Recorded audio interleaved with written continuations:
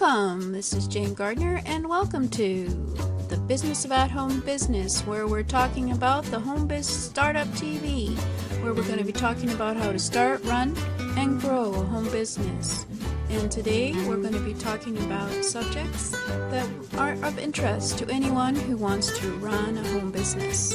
So I'm Jane Gardner, and let's get started. I'll be telling you about this show right about now. So, home biz ideas, online and offline. What's the right business for you? We're back again. I'm Jane Gardner. I think I already introduced myself, but we'll just keep on talking and say hi. And in the last couple of episodes, we've talked about what's your business idea. Is it offline and online, or online? And we've discussed offline. We discussed what business can you do to give people more time in their life, more enjoyment in their life, relieve a pain, or create a wonderful object for them to enjoy all their life. An offline business can be just as profitable as an online if you find the hungry market. And we discussed that, and we also discussed online business ideas.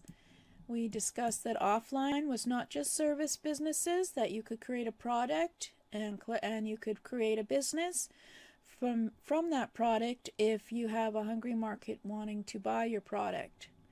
You can make a living as an artisan if you find the people who enjoy your creations. So now we're going to talk about finding your target market. Why you need to understand your customers well. You need to understand your customers on an individual level. What does your ideal customer look like? Meeting specific customer needs gives a business its advantage. You need to know what they're looking for in terms of, are they looking for some way to relieve a pain? Are they looking to enjoy life with pleasure, or if they're going to need a service or a product. So start analyzing your product. Start with something you offer. Write down a list of features and the benefits they provide to your customer. Ask yourself, who does it benefit? Is it for young people? Is it for families with 3 children? Is it for older people?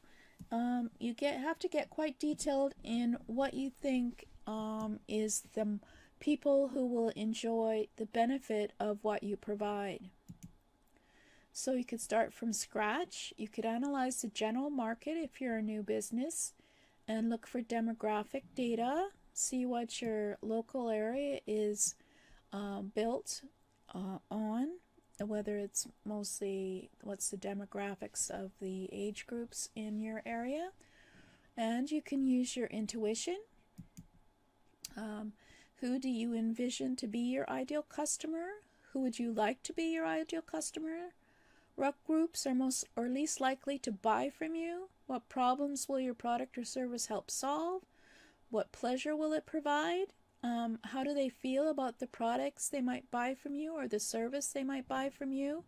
You can use your intuition, of course, just like everyone. We're human, so we should be able to understand those pleasure and pain ideas. And then look at the demographics. You can get some hard data from your local area. Or, of course, if it's online, you can decide which age group you want. The location, their gender, their income, their education. You can look the psychographics, which is subjective data about what they think and feel. That's information including what their personality is, what they believe in, what their values are, what their attitude is to life, what hobbies do they have, what magazines do they read or don't read. You can do all that kind of psychographic study in your area. And what media they interact with and where. So where do they go mostly to get information? So is it magazines, TVs, movie, websites, social media? See which ones they enjoy the most. Look at their purchasing behavior. How do they make purchasing decisions? So what do they buy? When do they buy? What is their strategy when they're buying? What are they looking for when they're buying? So if you could just use, for example, a more high-end item like a car, if your demographic market was looking for a car, what would they be looking for the most? So you're looking for basically to identify how they feel about various things as well as their demographics and their purchasing behavior. People still pay a lot of attention to emails, so you can consider that as one way to connect to your ideal market. You could elicit feedback from people on your email list and see what they think about your product or service. You could go on social media and see if you could get people to answer surveys and polls about the possibility of your service or product and whether they'd be interested. You could keep in contact with potential customers. You join forums, groups, and discussions. And you can do a lot of research in these forums and groups when people are asking questions. And you can either answer them or realize that they have these kind of questions. You could go to in-person events and you could talk face-to-face with people that's authentic, and it will probably get you a lot of good feedback if you were to talk about your product or service. You could go to training events, trade shows, and offer gifts or freebies or donations, as I mentioned before, at events and see what kind of feedback they get on those type of things. So there's lots of research that you can do by doing a small product outlay, or you could provide a free service of your service and get some feedback from the initial ones who take on your service to see what they are looking for. So there's lots of ways that you can look and find who you think is your target market. It usually comes with experience, but you can also get some help from the 5 essentials for starting a new business step by step at bohbtips.com/step-by-step. Right, so you know what you're getting. So who am I? Well, I'm Jane Gardner. I work with my husband in an structural engineering firm, and I came out onto the internet to help others start a home business. And I have the Business of At Home Business website and Jane-Gardner website if you want to check me out. But I just wanted to show you what was in the Home Business Startup Toolkit, because without certain tools, you won't be able to have a business on the internet. So I'm giving you for free video trainings on MailChimp and Aweber, Wix, which is a free website builder, Canva, which is a free graphic creation platform, PayPal, that's free, but of course it's tricky, isn't it? But that's where you get your money. Amazon S3 is for storing all your stuff that you're selling. And of course, everybody needs Gmail. And I've got a course there, Start a Home Business Step by Step, with a workbook for building your foundations and some tools. And coming in March, I'm going to be putting WordPress up there because it is a very powerful and free platform.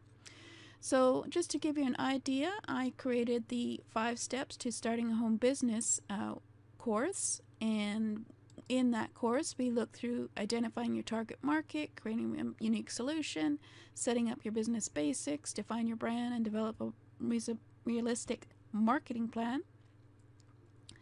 So that is implementable. And then for those of you who don't know, Amazon S3 is a storage solution run by Amazon. It's very economical and is a place for you to store your assets, your videos, your audios, your programs, and such. So I do have some trainings on that, so you can start setting that up. For example, how to create a new folder, or copy and move and rename your files, and you have a tour through Amazon S3. And of course, I wanted to show you the graphic one, which is Canva. That has a free version that you can use to create all your social media posts, your dashboards, your headlines, your anything graphic that you want to do, they know how to do it. And it's free as well. Of course, everybody needs PayPal, so I've got a setup of PayPal and how to use PayPal to sell your items. And then I'll just give you the last one, which is Wix. It's a free, very easy to use website builder. And the version where it is free, you have the name of Wix in your domain and you pay a bit more for a paid one. But these are all trainings. There's about 20 each for each subject. So let's go back and have a look at all the subjects again. So we have at least 20 trainings on each of these subjects for you, and they're free because I want you to get started in getting to know all about the tools that you need on the web, and you can have lifetime access. So all you have to do is sign up with your email and your name, and it will be sent the access to you as soon as possible.